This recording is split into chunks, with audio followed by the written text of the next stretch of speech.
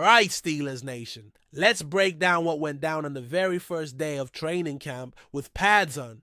Believe me, it was a mixed bag with plenty to chew on. When you step onto the field for the first real physical practice of the preseason, there's an energy you can almost feel, the kind that shows up on every athlete's face. It's a moment full of anticipation, challenge, and a little bit of rawness as bodies adjust back into game mode. And if you were watching closely, what stood out right away was how physical it got, especially for the offense, which faced a relentless defense from the get-go. Now, the offense didn't exactly light up the field, but it also wasn't a complete disaster. There were some flashes of promise that kept things interesting, like when Aaron Rodgers fired a beautiful touch pass to DK Metcalf during a 7-7 drill. Metcalf ran a perfect route deep in the back of the end zone, and Rodgers delivered it with that trademark precision. Moments like that remind you why these guys are professionals. The timing, the chemistry, it all just clicked for a second. And it was a reminder that the offense can still make plays when the situation breaks right. But if you caught most of the action, you probably noticed the defense stealing the show for the majority of the afternoon. The defenders decked out in those yellow jerseys were just everywhere, constantly in the backfield, disrupting plays and forcing the offense into bad situations. It was the kind of domination that makes you sit up and take notice.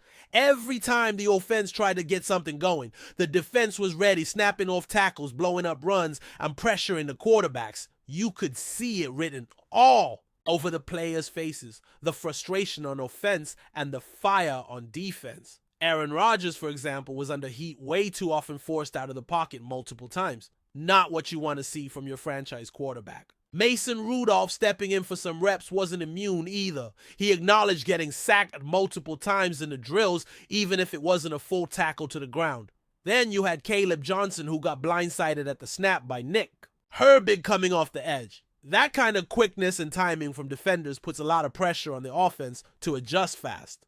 And it was not just a one-off thing. Joey Porter Jr., who's been showing up strong lately, landed not one but two significant tackles for loss near the sideline that really disrupted the offensive rhythm. What this all boils down to is that the edges were the real battleground. The defense's ability to come off the edge and collapse the pocket basically dictated the tone of the day. When the pass rush is that fierce, it's no surprise the offense struggled to get its footing. Rodgers and Rudolph both had to make plays on the run, which is always tricky when you're facing defenders with that kind of burst and timing. It's a nightmare for any offensive line to manage, especially when the blitzes come in ways you don't expect. Joey Porter Jr., for example, isn't exactly known for consistent pressure, but when he showed up that day, it was a real problem for the offense. Now it's easy to look at this and say the offense looked bad, but hold up for a second. This is just day one with pads. Everyone remembers how it is in these early camp practices. Defenses tend to have the upper hand because they come in fresh and hungry, and offenses are still figuring out timing assignments and chemistry. So while it might look ugly now, it's not a death sentence for the Steelers offense this season. In fact, this kind of adversity early on might be exactly what they need to sharpen up and come back stronger. One of the key reasons for the offensive struggles was simply that so many of the pressures and tackles came from the edges. The wide rushers made life hard, and no matter how good your interior line is, if the edge rushers get in your quarterback's day, it's going to be a mess.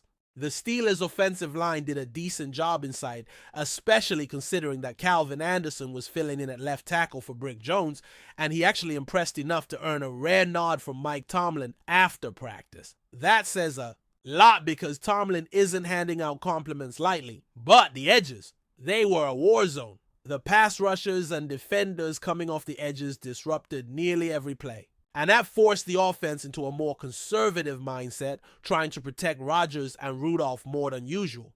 That's where you start to see the offense lose some rhythm and flow. They had to adjust to the relentless pressure, and it's hard to build momentum when you're constantly on your heels. Still, there were some positives to take away, even in the face of that defensive onslaught. Rodgers showed flashes of the veteran savvy we all expect from him. His touch passes were mostly on point, except for one really off-target throw, which happens when you're under constant duress. But more interestingly, we saw Rodgers move his legs for the first time in camp, scrambling a bit when he felt the heat. Now, you don't want your quarterback to have to run for his life every play, but it's good to know he's still got that athleticism to escape trouble if he needs to. That kind of mobility adds a dimension to the offense that can be a game changer. when the pocket breaks down. Jalen Warren, the backfield weapon, also caught my eye. You might know I'm a fan of his already, and seeing him battle through a pile and fall forward for a solid 5 yards after not finding much of a hole was encouraging. For a team that has struggled with consistent running lanes for years, that forward progress, that toughness, is exactly what the Steelers need to get back to a more balanced offensive attack.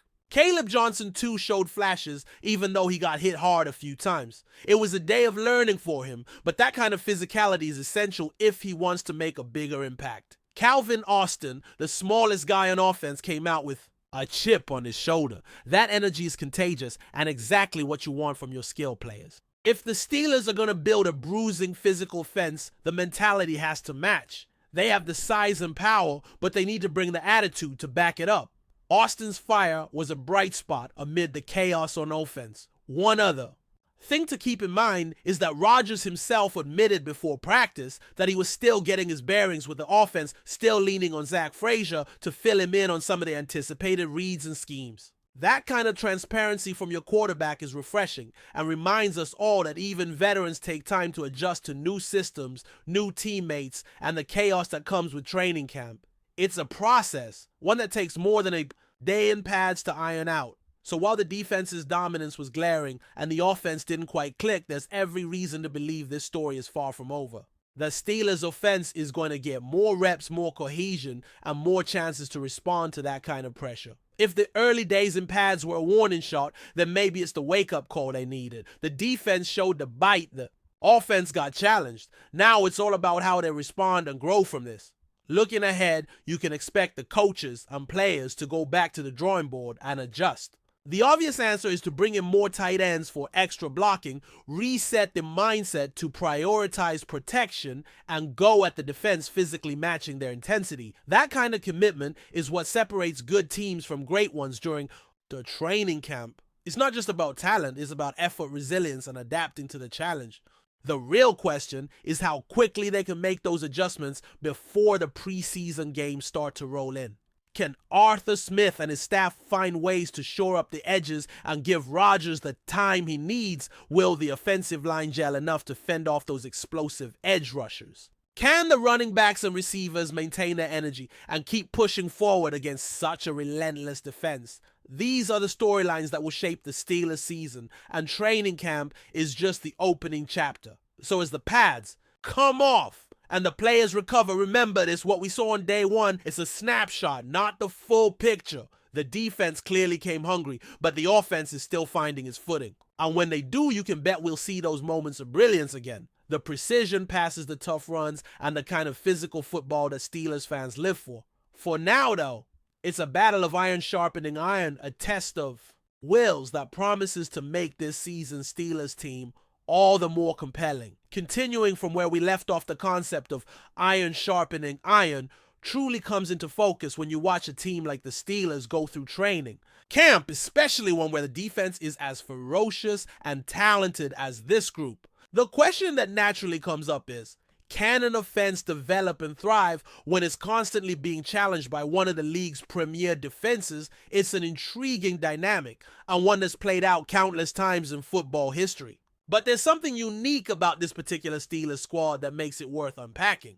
Take, for example, the simple but revealing 7-7 drills and passing routes where you see wide receivers like DK Metcalf matched up against defenders such as Joey Porter Jr. These moments aren't just reps on a practice field. They're battles of skill, anticipation, and mental toughness that simulate what happens on Sundays, but with a more focused intensity. When Metcalf made that sharp move, shaking Porter and snagging a perfectly placed ball from Rodgers, it was a clear reminder of the offense's potential when individual talent meets opportunity.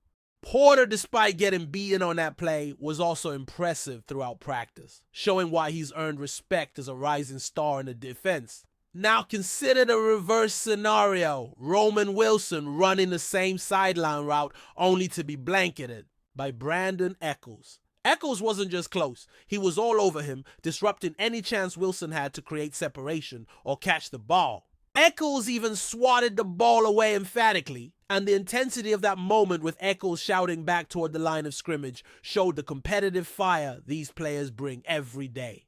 For Wilson, that's a challenge to grow and improve. While for Echols, it's a display of the defensive prowess that makes this unit so daunting. This kind of back and forth isn't just about individual matchups, it's a microcosm of the broader battle that unfolds every practice. The defense brings its agame pushing hard testing every seam, every route, every blocking assignment. The offense in turn is forced to adapt, recalibrate, and find new ways to get the job done. And yes, sometimes that means the offense looks rough and shaky, but that struggle is part of the developmental process. The best offenses in the league didn't get there overnight. They earned it by facing relentless pressure and overcoming it. One of the most fascinating aspects of this dynamic is how it influences player confidence and growth. When a quarterback, like Rodgers or Rudolph, faces pressure that disrupts timing, it forces them to make quick decisions, improvise, and learn on the fly. This isn't just about physical ability, it's a mental test. Can you stay calm in the pocket? Can you trust your receivers to find space? Can you extend plays without making costly mistakes? Every snap under pressure is a lesson, and over time, those lessons build a more resilient, savvy quarterback. On the defensive side, players like TJ Watt, Cam Hayward, and Derek Harriott, and yes, Joey Porter Jr. too, aren't just chasing sacks and tackles, they're shaping the offense's development. Through the dominance, Watt's relentless edge rush, for example, forces offenses to adjust their blocking schemes, use tight ends or running backs for extra protection, or quicken their release times. That pressure changes the game plan and forces creative problem solving, which can lead to breakthroughs or expose weaknesses. But what about the offensive line, the unsung heroes who bear the brunt of this defensive onslaught? It's clear from practice that the interior line has its moments of steadiness, but the edges remain vulnerable. This isn't unusual for a team. Integrating new players or adjusting to new coaching schemes. Left tackle Calvin Anderson's solid performance shows promise, and the fact that Mike Tomlin gave him a post-practice nod speaks volumes. Yet the continual pressure from the edge rushers is a glaring issue that the Steelers must address if they want the offense to thrive. This pressure doesn't just impact the passing game, it disrupts the running game too. When defenders penetrate the backfield so quickly it's nearly impossible to establish rhythm or consistent gains. Running backs like Jaylen Warren and Caleb Johnson find themselves fighting uphill battles, needing to evade defenders almost immediately after the snap. Warren's ability to fall forward for extra yards despite limited holes is a testament to his determination and vision, but the line's ability to create space consistently will be a key factor in the team's rushing success. Now, beyond the physical battles, there's also the mental and emotional side of these grueling practices. Training camp is as much about building trust and chemistry as it is about conditioning and skill development. Rodgers, even as a seasoned veteran, acknowledged that he's still learning the offense and relies on teammates like Zach Frazier for insight and guidance. This humility and willingness to keep learning highlight the culture the Steelers are fostering, one where even the biggest stars recognize the importance of continuous improvement. Players like Calvin Austin exemplify the fiery spirit needed to push through adversity. His energy and chip-on-the-shoulder attitude bring a spark to the offense, reminding everyone that size isn't everything. It's heart and effort that often define a player's impact.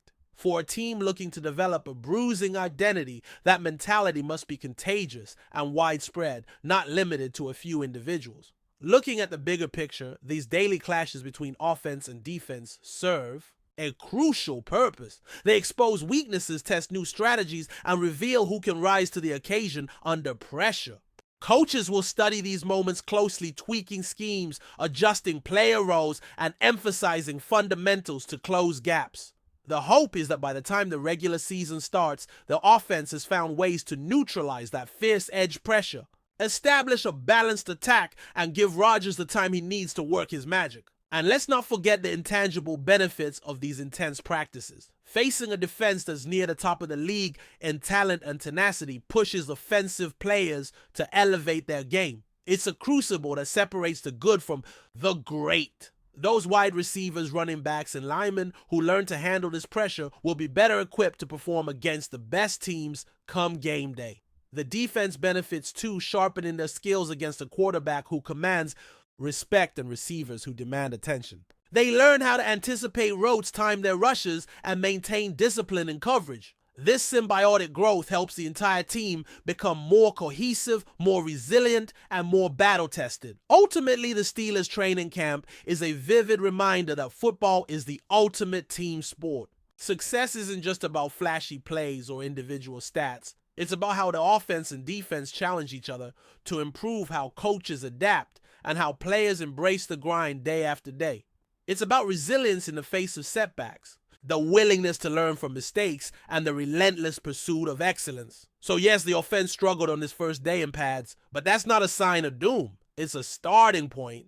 The defense showed why they're among the league's best, but that only raises the stakes for the offense to respond with grit and determination. The story of this Steelers team will be written in how they handle these challenges, how they grow through the pressure, and how they ultimately come together when the lights shine brightest. In the days ahead, expect to see more adjustments. Coaches will push the offensive line to tighten up quarterbacks to make quicker reads and skilled players to sharpen their roots and blocking. Meanwhile, the defense will keep bringing the heat, ensuring the offense never gets comfortable. This ongoing duel is what makes training camp so compelling. It's a preview of the battles to come and a test of the Steelers' character and resolve. For fans, it's a chance to witness the raw, unfiltered process of building a team. There will be highs and lows, moments of brilliance and frustration, but through it all, the passion for Steelers football shines through. This is a team with history, tradition, and a hunger to reclaim its place among the NFL's elite. So Steelers Nation, stay tuned and stay patient. The offense might be finding its way now, but with a defense as fierce pushing them every step of the way, the potential for growth is enormous. It's a grind, yes, but it's also an opportunity for the Steelers to become tougher, smarter, and more united than ever. That's the essence of training camp, and that's what makes the journey so exciting. Here's to watching the Steelers evolve, overcome, and rise. Because when iron sharpens, iron greatness is forged. But before we dive in, don't forget to subscribe to Steelers Nation Central and hit the like button on this video.